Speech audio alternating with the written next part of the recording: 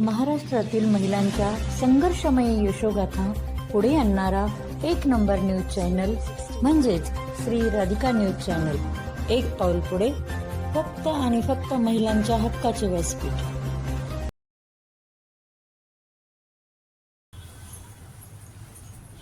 सर्वांना नमस्कार.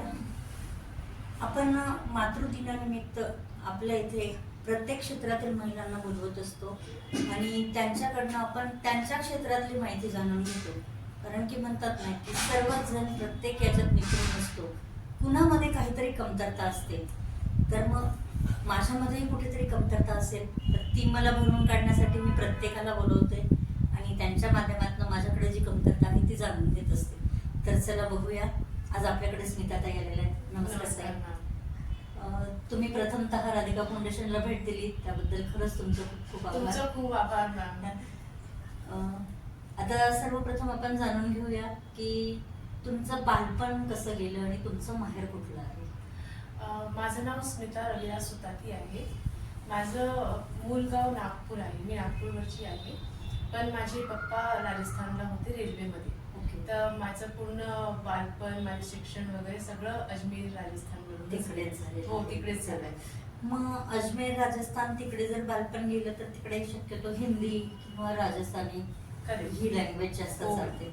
तर मग तुम्ही जेव्हा तिकडनं इकडे आला तर मराठी लँग्वेजचा काही प्रॉब्लेम? मला स्टार्टिंगला प्रॉब्लेम आला होता, कारण मला एवढी फ्लुएंट नाही होती. घरामध्ये पप्पा हिंदी बोलायचे आणि मम्मी मराठी बोलायची, तर मला ते अंडरस्टँडिंग होती की हो, मला समजमध्ये येते लँग्वेज. आणि यानंतर मग मी जेव्हा लग्न करून इकडे आली तर मग मी इकडेच शिकली आणि मेन म्हणजे माझ्या मुलासाठी मी शिकली मराठी. ओके. हा, म्हणजे कशासाठी तरी आपल्याला काहीतरी शिकणं गरजेचंच असतं. आणि माझ्या मते जरी शिक्षण घेण्यासाठी वयाची काही अट नसते. आपण जोपर्यंत आहोत तोपर्यंत काही ना काही शिकणं गरजेचंच असतं. तर मग तुम्ही किती भाऊ बहीण आणि तुमचं कसं बालपण? बघा, माझ्या घरात मम्मी पप्पा होते. माझे 2 भाऊ आहे, जे लहान आहे. आता पूर्ण फॅमिली नागपूरला शिफ्ट झाली आहे, ते तिकडेच राहतात. आणि माझी बहिणी पण आहे आणि एक मीस आहे मला. मग तुम्ही जेव्हा लहान होते, तुम्ही मोठे आहेत आणि भाऊ लहान आहेत, तर मग कधी तुम्ही असं मी मोठी बहीण आहे असं कधी रुबाब दाखवलं घरामध्ये? नाही, भावांना कधी प्रेमाने असं वागले की भांडणं केली? लहान होतो तर भांडणं तर होताच. जसे जसे मोठे होते गेलो, रिस्पॉन्सिबिलिटी समजमध्ये आली. मग मी मोठी होती आणि माझे 2 भाऊ छोटे आहेत. माझं मन त्याच्यामध्ये खूप आहे. अच्छा. म्हणतात ना की जेव्हा मोठी बहीण असते तर लहान भावांना ती एक आईप्रमाणे असते, तर त्याप्रमाणेच ते आपल्याला पण नंतर जसे जसे मोठे होतात तर आपल्याला एक आईचं स्थान देत असतात. ते खरं आहे, ते खरं आहे. माझे भाऊ माझी खूप रिस्पेक्ट करतात. मग तुम्ही जेव्हा तुमचं शिक्षण करत होतात तर त्यावेळेस कसं काही स्वप्न बघितलं होतं का की मी मोठी झाल्यानंतर या क्षेत्रामध्ये काम करेल? मी असं एज्युकेशन लाईनमध्ये जेव्हा होती तेव्हा मी असं काही विचार केलं होतं की मला अभ्यास करायचा आहे, अभ्याससोबत काहीतरी करायचं आहे की मी इंडिपेंडेंट राहिली पाहिजे.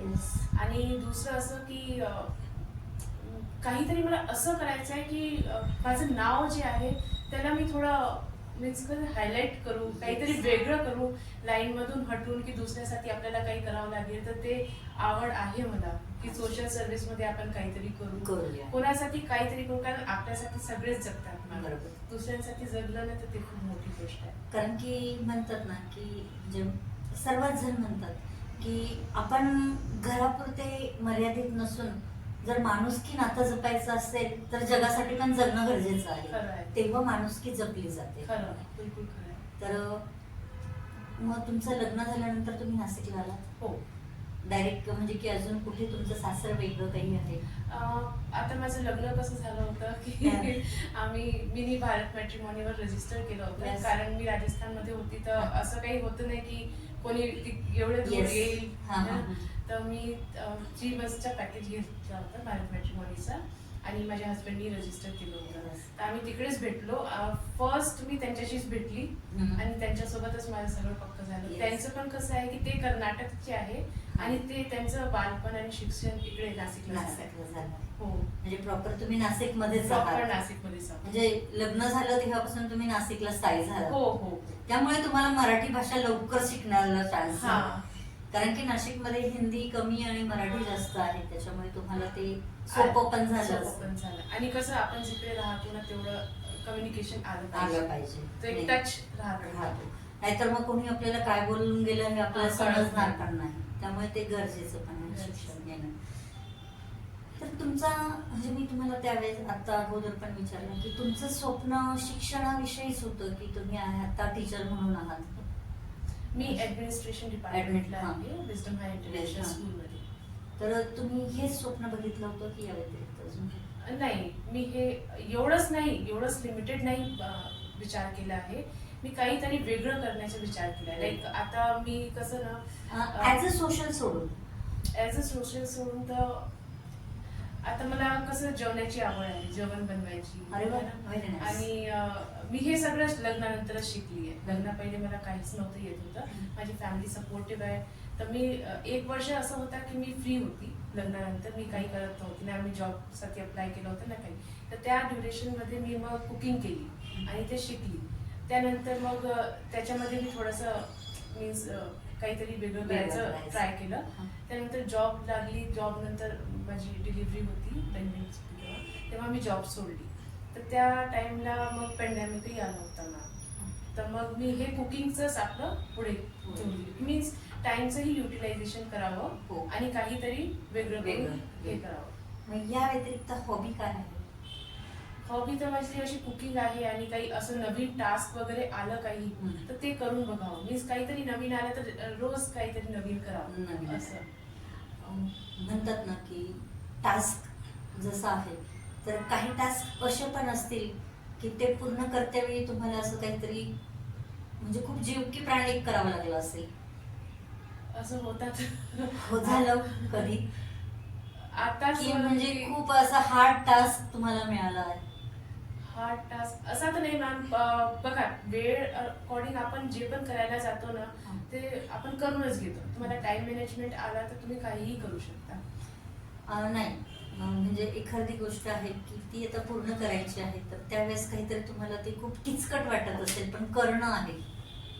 नाही मॅम, असं तर मला काही नाही वाटलं, कारण जे पण मी घेतलं ते मी इंटरेस्ट पूर्ण इंटरेस्ट केलं आहे, मन लावून केलं आहे म्हणजे ते पूर्ण झालं ते असेल. पूर्णच झालं. तुमचं आता आतापर्यंत म्हणजे तुम्ही काही म्हणजे ह्या पुढे जे जे काही केलं जसं कुकिंग केलं, टास्क केलं, आता तुम्ही स्कूलचं झालंय, तुम्हाला समाजसेवेची आवड आहे हो आहे. बरोबर. पण पुढचं स्वप्न काय आहे?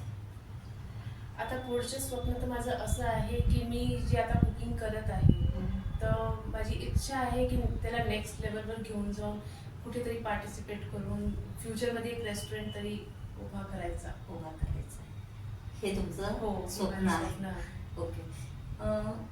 आता हे झालं स्वप्नाविषयी आपलं बोलणं झालं. आता यानंतर तुम्हाला म्हणजे जे काही तुम्ही म्हणतात की तुम्हाला कुकिंगची आवड आहे, तुम्ही जे स्वप्न पूर्ण करणार आहे, तर तुमच्या फॅमिलीमधनं तुम्हाला कोण कोण सपोर्ट करतात? माझ्या फॅमिलीमध्ये आता असं बघाल तर माझे हस्बंड आहे आणि माझी मदर इन लॉ आहे. तर मला दोघांचाही पूर्ण सपोर्ट आहे. असं म्हणजे समजा तुम्ही उद्या विचार केला की मला रेस्टॉरंट टाकायचं तर ते तुम्हाला मदत करतील? 100% करतील. हां म्हणजे कसं असतं की एक बॅक सपोर्ट फार महत्त्वाचा असतो. आपण खूप हिंमत दाखवतो पण आपल्याला जर मागे कोणाचा सपोर्ट नसला तर आपण पुढे जाण्याची हिंमत करत नाही. त्यामुळे तो फार महत्त्वाचा. आणि तुम्ही खूप लकी आहात की तुम्हाला तुमच्या मदर इन लॉ आणि तुमचा हस्बंडचा सपोर्ट आहे. म्हणजे नक्की म्हणतात की जर घरातनं सपोर्ट आहे तर जे स्वप्न आपण बघतो ते पूर्ण होतच होतं. हा माझा अनुभव आहे. नक्कीच तुमचंही स्वप्न पूर्ण होईल आणि त्याविषयी आम्ही दरवर्षी बाप्पाला नेहमी म्हणजे बाप्पाचं झालं, त्यानंतर नवदुर्ग म्हणजे नवरात्री असते त्यावेळेस झालं, आपण राधिका फाउंडेशनकडनं खूप चांगले उपक्रम घेतो. तर बाप्पाच्या चरणी अशीच प्रार्थना करेल की स्मिताताईंचं पुढच्या वर्षीपर्यंत नक्कीच रेस्टॉरंट चालू होऊन देत आणि आपण तिथं फर्स्ट पार्टी करू दे की जेणेकरून आपल्याला पण आनंद होईल. आपण गेलो तर बाकीचे मेंबर पण त्यांच्याकडे जातील.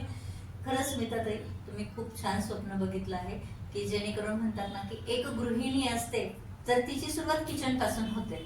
म्हणतात की ना की जर ती एखाद्या माणसाच्या पोटात जे आपण अन्न जातो तिथून जर सुरुवात झाली तर आपण त्याला जिंकलं. तसं तुम्ही जिंकणार हा आमचा पूर्ण विश्वास आहे. धन्यवाद, तुम्ही आलात आणि तुमचं खूप छानपणे तुमच्या मनातल्या सगळ्या गोष्टी आमच्याशी शेअर केल्या. थँक्यू बोलवण्यासाठी. थँक्यू.